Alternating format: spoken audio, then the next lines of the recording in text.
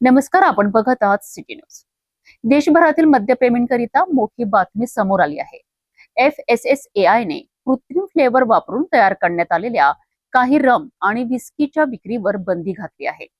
Old मॉक्स, मॅकडॉवेल्स, बॅकपायपर, royal challenge आणि अँटिक्विटी blue यांसारख्या लोकप्रिय ब्रँड्सच्या काही विशिष्ट उत्पादनांवर ही कारवाई करण्यात आली आहे. नेमकं कारण काय आहे, पाहूया हा सविस्तर report. Food safety and standards authority of इंडियाने म्हणजेच FSSAIने मद्य उत्पादनांबाबत मोठी कारवाई सुरू केली आहे. नियामक संस्थेच्या तपासात काही उत्पादक कंपन्या रम आणि विस्की तयार करताना न्यूट्रल अल्कोहोल किंवा एक्स्ट्रा न्यूट्रल अल्कोहोलचा वापर करून त्यामध्ये कृत्रिम फ्लेवर मिळत असल्याचे आढळले आहेत. FSSAIच्या नियमांनुसार रम आणि विस्कीचा नैसर्गिक स्वाद हा उत्पादन प्रक्रिया आणि कच्च्या मालातून यायला हवा. मात्र कृत्रिम फ्लेवर वापरून ग्राहकांची दिशाभूल होत असल्याचा आरोप करण्यात आला आहे.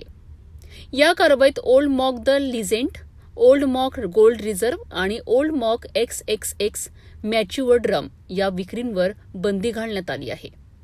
याशिवाय मॅकडॉवेल्स नंबर 1 रम, बॅकपायपर डिलक्स विस्की, ओल्ड काक्स रम, सेंट्रल प्रोव्हिजन्स विस्की, अँटिक्विटी ब्लू आणि रॉयल चॅलेंज विस्की यांच्याही काही उत्पादनांवर कारवाई करण्यात आली आहे.